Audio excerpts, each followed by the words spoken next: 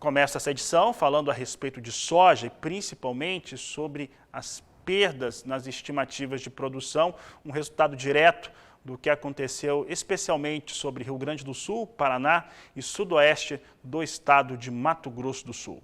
Hoje, o assunto em destaque são os levantamentos apresentados pela Stonex, que aponta para o estado do Rio Grande do Sul um elemento de maior perda. Para falar a respeito deste assunto, nós vamos conversar agora pela internet com Ana Luísa Lodge, ela que é analista da Stonex e conversa conosco neste momento. Ana Luísa, obrigado pela sua participação aqui no Agricultura BR, no canal do Boi. Ana Luísa, já eram esperadas reduções para a safra brasileira. Como que isso foi avaliado por vocês aí na Stonex? Boa tarde, seja bem-vinda. Olá, boa tarde a todos. Eu que agradeço o convite. Bom, a gente já vinha, prevendo que haveria outro corte na estimativa de produção de soja aqui do Brasil.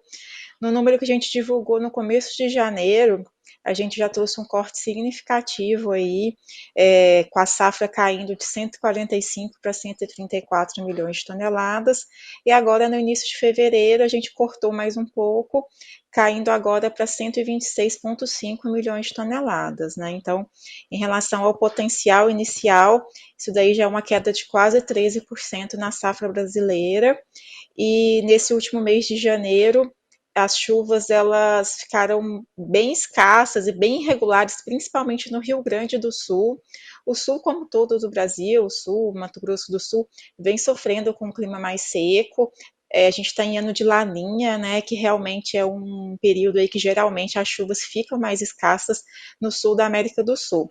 Mas para esse mês de fevereiro, o grande destaque foi a redução da safra gaúcha, que caiu aí de pouco mais de 18 milhões de toneladas, o nosso último número, para pouco mais de 12 milhões de toneladas. Então, realmente, o Rio Grande do Sul, em janeiro, foi o estado aí onde mais faltou água, né, onde mais faltou chuva.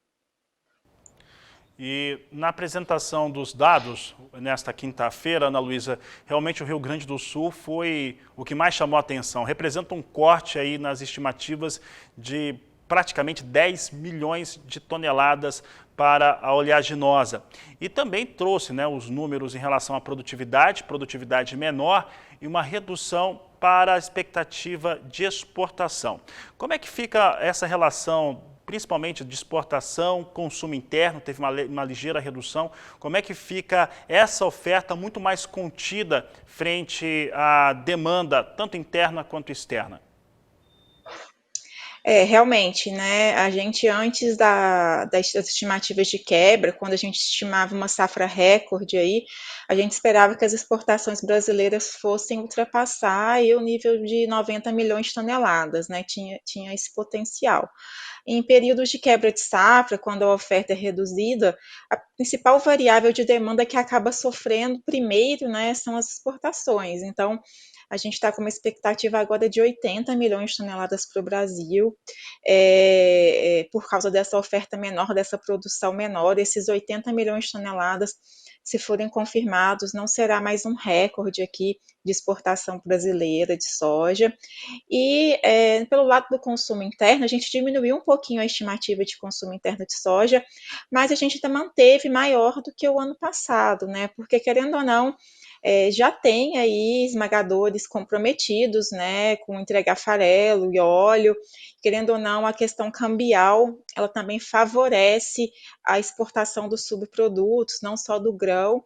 Então, pelo lado da demanda doméstica, por enquanto, apesar da queda na estimativa de safra, a gente espera aí um volume um pouco maior do que o observado em 2021.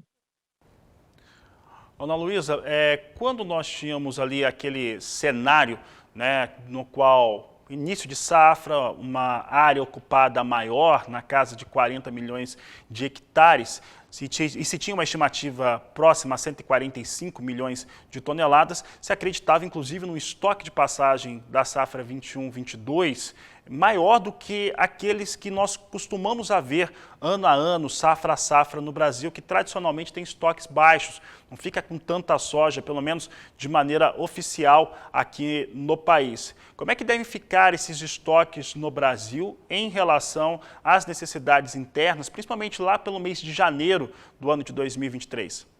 Uhum. O cenário que se desenha é a gente chegar no final do ano de 2022, né, e no começo de 23, com uma situação de estoques apertados. Como você mesmo comentou, a gente geralmente não tem muito estoque de soja na passagem de uma safra para outra, mas essa situação de estoques apertados no final do ano pode aí, né, dar sustentação para os preços até a entrada da nova safra. Atualmente, para a safra atual, para essa safra deste ano, a gente estima que a gente vai chegar em 2022 com estoques na casa de mais ou menos 2 milhões de toneladas, que realmente já é um estoque bastante reduzido. Tá certo, Ana Luísa. Eu estou acompanhando também aqui a participação de alguns telespectadores que estão acompanhando a nossa entrevista. E o Eduardo Marques manda uma pergunta para você em relação à oferta internacional, já que Brasil vem com problema, Argentina também e o Paraguai. Como é que fica essa oferta global? Ela fica menor, claro, em relação à América do Sul, mas o grande comprador, ele vai buscar essa soja onde? Aí até passando pela pergunta também do cenário global de estoques. Olha, com certeza, com a quebra aqui na América do Sul, reduz a oferta mundial. A gente tem que lembrar que a soja, o mercado de soja, tem uma produção extremamente concentrada, né, nos Estados Unidos e aqui na América do Sul. Então, perdas aqui afetam aí o cenário mundial diretamente. Em janeiro, a gente já vinha estimando que a produção mundial deve ficar abaixo do consumo mundial, né, em 2022, na safra 21-22, por causa dessas perdas aqui na América do Sul. Situação aí que deve manter o balanço de oferta e demanda mundial apertado, né? Claro que os Estados Unidos ainda têm uma oferta um pouco mais folgada de soja, porque eles estão com exportações atrasadas nesse ciclo, que poderia dar uma ajuda aí para cobrir pelo menos parte do buraco que a América do Sul vai deixar no mercado, mas de qualquer forma, para o mundo como um todo, a expectativa aí é de estoques apertados, com o consumo superando a produção. Ana Luísa, para encerrar, eu vou fazer uma pergunta também a respeito do outro levantamento, a respeito de milho, que de certo modo está muito ligado à soja também, e os dados mostram, que foram apresentados hoje, de que, comparado, né, com a estimativa inicial, há uma queda de 17%. Foi estimado em pouco mais de 25 milhões de toneladas os números da Stonex para a produção de milho em primeira safra no Brasil. Contudo, uma safra geral, considerando primeira, segunda e a terceira safra também, na casa de 116 milhões e 100 mil toneladas. As áreas também se elevam para o milho nessa campanha? Sim, a gente está com perspectiva de crescimento de área, principalmente para a safrinha que está sendo plantada agora, né? Esse total para a safra de milho é um total recorde se for alcançado, mas eu gosto de lembrar que ele é totalmente dependente da safrinha, que é onde a nossa produção se concentra de milho aqui no Brasil.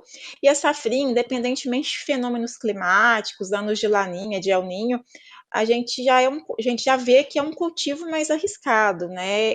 A safrinha é plantada logo depois da soja e ela precisa se desenvolver antes do período seco que a gente tem aqui no Brasil, um período seco bem marcado, principalmente aí a partir de maio.